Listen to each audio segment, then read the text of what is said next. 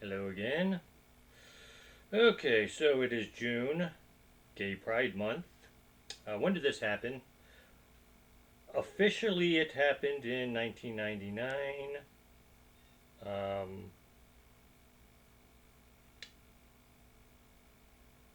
Unofficially, it was sort of going on before then. There were gay pride parades going on in June prior to this. It wasn't considered official.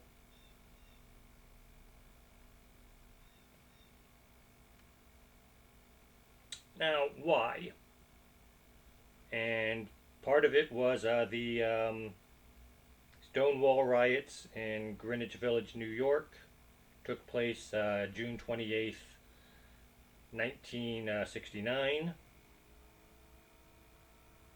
And so that was seen as a rather, in my opinion, a rather stupid reason to pick June as the month to do this.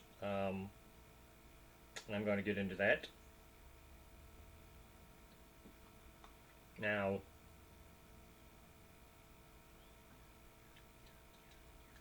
where do we go from here? So we got to look at the Stonewall Inn. Opened in the 1930s. It was a speakeasy, restaurant, bar. Of course, speakeasy implies illegal liquor took place there. It had a history. You can look up the history on Wikipedia. Um, and, they actually have, events that took place there, you know, reunions and stuff like that, because we got records from that.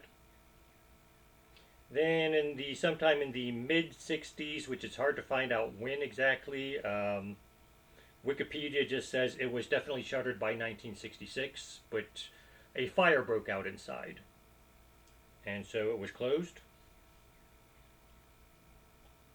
Then around 1969, it was bought up by the Genovese family, a mafia group, and opened primarily as a gay bar. Now, again, I'm going by Wikipedia here. You can hear, it is a controversial subject, and so different websites will give you different stories about what happened.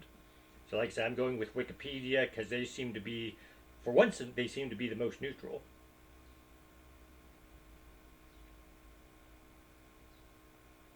So, now the mob owns it. According to a lot of people, they didn't even bother to repaint the walls. There were still like burned off places in the walls. They did the very minimum to make sure the building was up to building code. Um, Wikipedia seems to back this up. I mean, they actually admit that there was no running water behind the bar. To clean glasses, they just had a big tub of water and they'd rinse them off. There was no fire escape, according to Wikipedia. There was, what else do we have here? Let me double check this real quick because I got the page called up here. Oh, where did that go?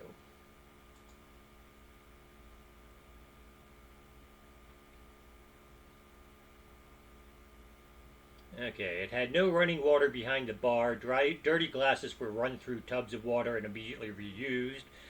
There were no fire exits, and the toilets overran constantly.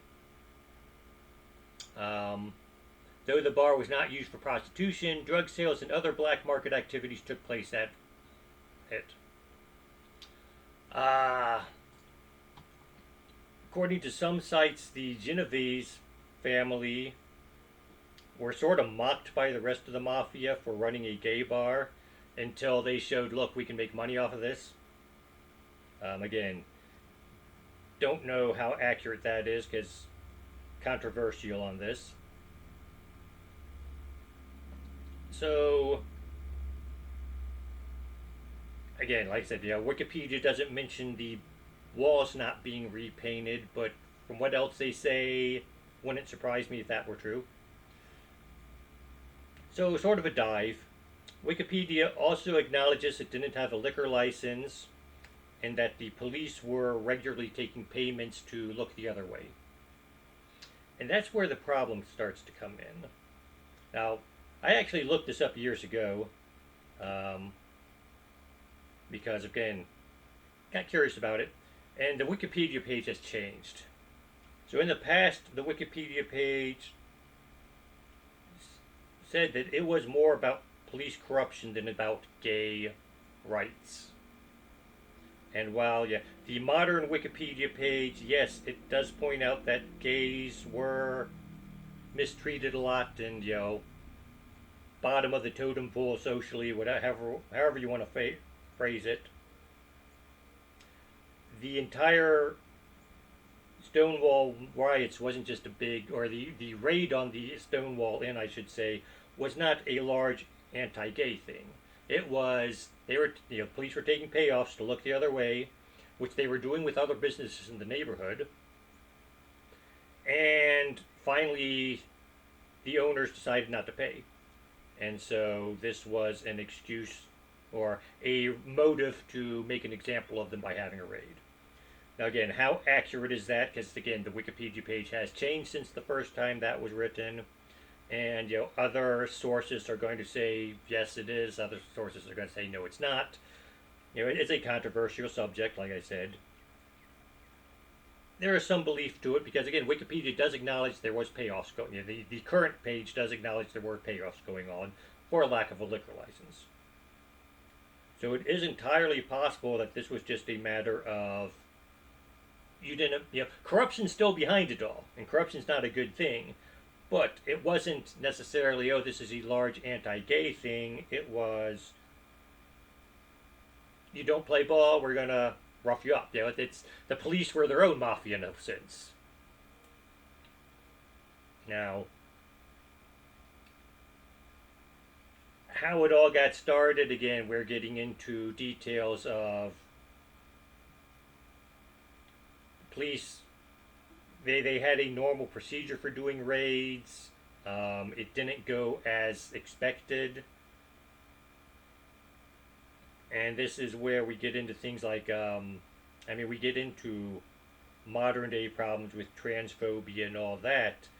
Is, the procedures were separate people, apparent men and apparent women, have women police officers take apparent women to the bathroom to check their gender and make sure they are actual women or not.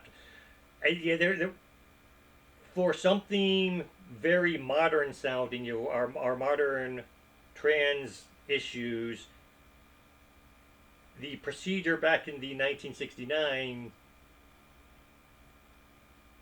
almost reflects the problems we're having today with all this definitions and stuff. Even though transphobia wasn't considered a big thing back then. So it sort of shows that the insanity we're seeing today existed back then. And so then riots broke out for several days. And this is where things get into the why. First off, our reason for doing it is questionable. Yes, corruption was behind it. It wasn't necessarily anti-gay sentiment. And it was corruption that the owners were taking part of all along until this point. Now we're getting into the riots are breaking out, and we're having gay people destroying gay property because it was essentially a gay neighborhood. And so this is where we're going to have our gay pride go around. We ignore the latter part. Oh, there was a raid at this gay club, and therefore, by modern standards, that's reason enough. And we ignore the fact that, we had gay-on-gay violence basically going on, which goes on today still. So that's my first issue I want to bring up with this whole Gay Pride Month. The second one, now, next month we have the 4th of July coming up, Independence Day. And almost every year you will have websites coming up and web pages coming up saying Independence Day really shouldn't be the 4th of July. And the large things going on about, okay, the Declaration of Independence was drafted. They started drafting it and finished drafting it between these states, and they argued about it in the Congress. Then they finally signed it, and then more copies were written up, and this wasn't even the original copy sent to England and stuff like that. And so July 4th, it is a turning point for that. You know, final sign. But yeah, we can make the argument that sort of the whole independence movement was more than just one date. But we had to pick one for a holiday. Look at modern times now. Legislators are trying to make pro-gay legislation in June every year. It's been happening. If you pay attention, why? If this is good legislation, why not do it year round, or try to do it year round? Why do we always seem to be targeting June to get this passed? Write it up in March, April, May, argue about it, and try to get it passed in June. Like I said, Independence Day, yes, it didn't necessarily happen on July 4th, but that is a turning point we can point to back in history. Whereas with Gay Pride Month, we had this disaster take place, basically. Riots took place, nothing to be proud of in reality. And now we're trying to make history fit into that. Gay Pride Month, so we have to have pro-gay stuff happen during this month. And why? Why not? There are 11 other months in the year. If this is truly good legislation, if we are not trying to make a political point out of, or trying to shame people into not supporting this because, you're not doing this during Gay Pride Month, why not do it some other month?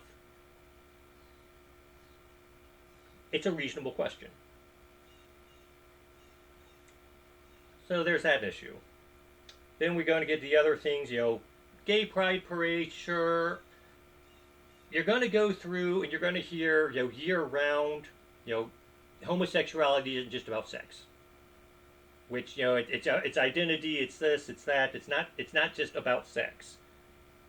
I will accept that if you stop having all the fetishist floats. This is the argument people are making against gay pride parades is you're exposing children to sexual activity. And they are. And I've actually heard gay people make the argument, why are we doing this like Carnival or Mardi Gras?